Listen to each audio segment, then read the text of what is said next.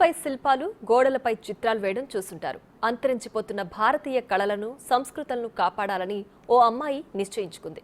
కశ్మీర్ నుంచి కన్యాకుమారి వరకు rock painting వేస్తూ తనదైన శైలిలో ముందుకెళుతోంది.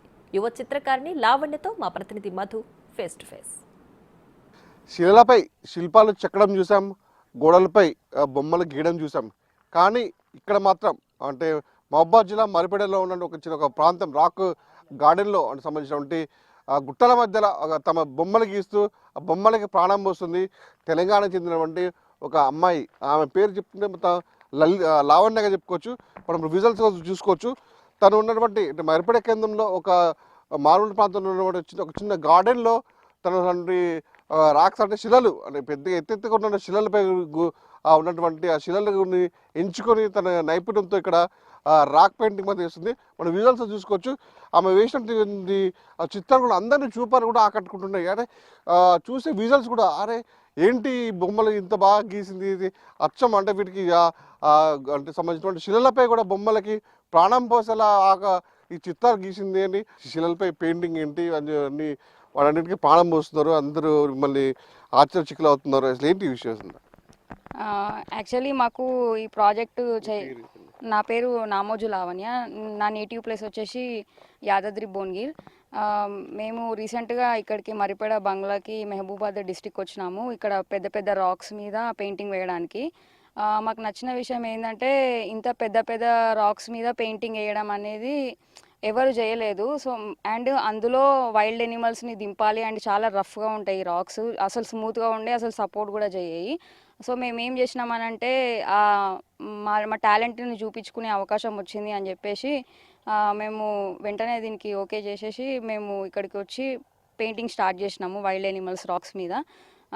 అండ్ ఇక్కడ టెంపరేచర్ కూడా 46 degreesలో ఉంటుంది. మేము అది కూడా ఏది లెక్క చేయకుండా ఒక 20 days అలా టైం తీసుకొని ఒక 15 to 16 రాక్స్ మీద ఒక 42 పిక్చర్స్ వచ్చేలాగా నేను ఇంకా మా కోవర్కర్ కొలాబరేట్ అయినాము కామినేని శ్రీనివాస్తో. అతను నేను కలిసి పెయింటింగ్స్ వేసినాం మేము. అండ్ ఇక్కడికి ఇట్లా చేయడం వల్ల చిన్నపిల్లలు కూడా బాగా దీనికి అట్రాక్ట్ అవ్వడము, ఇంట్రెస్ట్ చూపించడము, ఆర్ట్ మీద కూడా వాళ్ళకి ఫోకస్ పెరగడము అట్లా జరుగుతుంది వాళ్ళకి. అండ్ మనము చూస్తాం, మామూలుగా చూస్తుంటాం, మనము గోడల మీద పెయింటింగ్ ఇస్తున్నారు, శిల్పాలు అంటే రాళ్ళపై శిల్పాలు చెక్కుతుంటారు. కానీ వీటన్నిటికీ కాకుండా భిన్నంగా మీరు ఇట్లా ఎంచుకొని శిలలను ఎంచుకొని పెయింటింగ్ వేసుకుంటే వాటికి నిజంగా అక్కడ ఉంది అన్న చేసే ప్రయత్నం ఏ విధంగా అనిపిస్తుంది? మాకు చాలా హ్యాపీగా అనిపిస్తుంది. మాకు మోటివేషన్ ఇంకా ఇంకా ఇంకా మాకు మోటివేషన్ ఇచ్చేలాగానే ఉన్నది మా వర్క్స్ కూడా. ఎందుకంటే మేము ఈ వర్క్ని తీసుకోవడమే ఛాలెంజింగ్గా తీసుకొని చేసినాము అండ్ సక్సెస్ఫుల్గా కూడా కంప్లీట్ చేసినాము. నెక్స్ట్ కూడా ఇంకా అదర్ రాక్స్ మీద కూడా వేయడానికి కూడా సిద్ధంగా ఉన్నాం మేము. అంటే పెయింటింగ్ చిన్నప్పటి నుంచి మీరు అంటే నేర్చుకుంటే మీకు అలవాటు అయిపోయింది పెయింటింగ్ ఎలాంటిది? నేను ఎక్కడ కూడా ఆర్ట్ని ఎక్కడ కూడా నేను నేర్చుకోలేదు. చిన్నప్పటి నుండి ఆర్ట్ అనేది నా ప్యాషన్. నా చిన్నప్పటి నుండి కూడా నాకు గోల్ మంచి ఆర్టిస్ట్ అవ్వాలి అని చెప్పేసి. అండ్ లాస్ట్ ఇయర్ నుండి నేను 24 hours కంప్లీట్గా ఈ ఫీల్డ్ మీదనే ఎఫర్ట్స్ పెట్టడం జరుగుతుంది. అండ్ ఫర్దర్గా కూడా ఇదే ఫీల్డ్ని నేను కంటిన్యూ చేస్తాను. నా ఆర్ట్ త్రూలో సొసైటీని ఇంపాక్ట్ చేయాలనేది నా గోల్. అండ్ ఇంకా మేము రీసెంట్గా మేము వేరే అదర్ ప్రాజెక్ట్స్ కూడా చేసినాము. నేనే భద్రాచలంలో లైవ్ పెయింటింగ్ చేసి వచ్చినాను ఇక్కడికి. అది ఎందుకు చేసినాను అని అంటే ఈ ప్రాజెక్ట్ కంప్లీట్ అయినాక అక్కడికి వెళ్ళి నేను చేసినాను.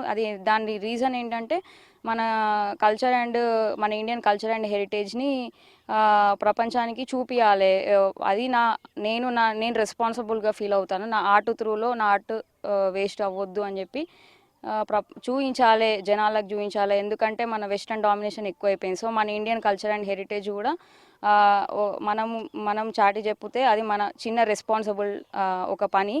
సో నేను నా ఆర్ట్ త్రూలో నేను వీలైనంత వరకు ఎంత వీలైతే అంత ఎక్స్పోజ్ చేయడానికి నేను ట్రై చేస్తాను. అండ్ మాకు ఫర్దర్గా మాకు ప్రాజెక్ట్స్ కూడా కొన్ని పెట్టుకున్నాం. కాశ్మీర్ టు కన్యాకుమారి వరకు ముందు తెలుగు రాష్ట్రాలని కంప్లీట్ చేసిన తర్వాత టెంపుల్స్ని మెయిన్ టెంపుల్స్ని టార్గెట్ చేసి అక్కడ ఉన్న టెంపుల్స్ని లైవ్లోనే క్యాప్చర్ చేసి పెయింటింగ్ రూపంలో క్యాప్చర్ చేసి దేవాలయానికి ప్రజెంటేషన్గా అందిస్తాం మేము. ఆ తెలుగు రాష్ట్రాలు కంప్లీట్ అయిన తర్వాత మేము ఫర్దర్గా మళ్ళీ Kashmir to Kanyakumari total all over India మొత్తం మెయిన్ టెంపుల్స్ని టార్గెట్ చేసుకుంటూ అక్కడ పెయింటింగ్స్ వేసి జనాలకి అక్కడ ఉన్న యూత్కి మోటివేషన్ వచ్చేలాగా వాళ్ళు కూడా క్రియేటివ్గా కొత్తగా ఆలోచించే విధంగా ముందుకెళ్ళాలి అని ఒక ధైర్యం చూపించడానికి ఎప్పుడు ఒకే రకంగా రొటీన్గా కాకుండా వాళ్ళకున్న ఆలోచనలు కూడా ముందుకు పెట్టి ఆ ఆలోచనలని ప్రాక్టికల్గా తీసుకొస్తే వాళ్ళకి వాళ్ళు ఎంప్లాయ్మెంట్ క్రియేట్ చేసుకున్నట్టు అవుతుంది. ఫర్దర్గా అదర్ పీపుల్ కూడా వాళ్ళ మీద వాళ్ళ త్రూలో ఇంకో 10 మందికి అట్లా ఎంప్లాయ్మెంట్ వచ్చేలాగా కూడా ఉంటుంది. సో యూత్ ఎప్పుడైనా కానీ ఎంప్లాయ్మెంట్ క్రియేట్ చేసేలాగా ఉండాలి, కానీ ఎంప్లాయ్మెంట్ని బెగ్గింగ్ చేసుకునేలాగా ఉండదు. ఆ విధంగా ఆలోచించాలని నేను చెప్తాను యూత్కి. అండ్ వాళ్ళు స్టార్టప్ ఐడియాస్తోని కొత్త ఆలోచనలతో ముందుకు పోవాలని కూడా నేను యూత్కి చెప్తాను. నేను నా పెయింటింగ్స్ రూపంలో ఈ పెయింటింగ్ అనే ఒక ఫీల్డే కాదు, వాళ్ళకి ఎట్లా దేని మీద అయితే ఇంట్రెస్ట్ ఉంటుందో దాన్ని ప్రొఫెషన్గా చేసుకొని ఒక ఛాలెంజ్గా తీసుకొని సక్సెస్ అయినా ఫెయిల్ అయినా వాళ్ళకు ఒక సాటిస్ఫాక్షన్ ఉంటుంది. ద సేమ్ టైం తనతో పాటు కూడా శ్రీనివాస్ రెడ్డి అనే ఒక వ్యక్తి కూడా తనకి తోడ్పడుతూ తను చేసే పెయింటింగ్స్ కూడా తుది మీద దిద్దుతూ కూడా తను చేసే ప్రయాణంలో కూడా తోడు ఉంటుందని చెప్తాను. తను నన్ను కూడా తెలుసుకుందాం. మీరు చెప్పండి, ఏ విధంగా ఉంది లావణ్య పెయింటింగ్స్, మీరు చేసిన పెయింటింగ్స్? యాక్చువల్ తన స్కిల్ గురించి నేను చిన్న సింపుల్గా చెప్పాలంటే తెలంగాణ ఆర్ట్ అసోసియేషన్ ద్వారా పరిచయం అయింది. తను వర్క్ అంతా స్టడీ చేసిన తర్వాత నేను ఆమెను మేడం అని పిలుచుకుంటూ వచ్చినా, నాకు ఏమైనా డౌట్స్ ఉంటే కూడా క్లారిఫై చేసుకుంటూ వచ్చిన ఆయిల్ పెయింట్స్ మీద. ఎప్పుడైతే ఈ రాక్ స్టోన్స్ వచ్చినప్పుడు నేను తన సజెషన్ అడిగితే మేల్స్ అంతా పెద్ద రెస్పాన్స్ ఇవ్వలేదు ఈ స్టోన్స్ మీద వేయడానికి, మేల్ ఆర్టిస్టులు. అది లాంగ్ హైదరాబాద్ నుంచి ఇక్కడ వచ్చి ఎండలకి అంతా మేము రాలేమని చెప్పాను. కానీ తను ఒకటే ఛాలెంజ్గా చెప్పింది, నేను చేస్తా అంకుల్, మీ ఎమ్మడి వచ్చి దానికి ఏం మీరు డోకా లేదంటే కూడా నేను వేరే మేల్స్తో డిస్కస్ చేస్తే అమ్మాయి ఎడ చేస్తుంది అన్నారు. కానీ ఇక్కడ వచ్చిన తర్వాత చూస్తే తను చూజ్ చేసుకున్న ప్రతి స్టోను హెవీదే చూజ్ చేసుకుంది. నన్ను దాని దగ్గరకు కూడా రానివ్వకుండా ఓన్గా చేసేసింది. ఇప్పుడు అదే కాదు, ఇప్పుడు తన బ్రష్ స్టైల్ కానీ, తన వే ఆఫ్ థింకింగ్ కానీ, తన అంబిషన్స్ కానీ ఆలోచిస్తే రేపొద్దున ఫ్యూచర్లో తన ఆర్ట్తో ఈ ప్రపంచానికి ఖచ్చితంగా ఏదో ఒక మంచి సందేశం ఇస్తుంది. పబ్లిక్ని అంటే సమాజంలో ఉన్న చెడుని ఎక్కడో ఒక చోట తన 100 మందిని మార్చలేకపోయినా ఒకరిని మార్చినా చాలు నాకు అనే ఒక కాన్సెప్ట్ అనేది బాగా నచ్చింది. ఆ ఒక్కరి ద్వారా ఒక కుటుంబం బాగుపడుతుంది అంటే నాకు నా పెయింటింగ్స్ వల్ల అదే నాకు హ్యాపీ అనే తన అంబిషన్స్ కానీ తన యాటిట్యూడ్ కానీ చాలా మంచిగా ఉన్నాయి. తనకి ఎప్పుడు కూడా నా లైఫ్ ఎండింగ్ వరకు కూడా ఆ పెయింటింగ్ నేను సపోర్ట్గా ఉండాలని అనుకున్నా.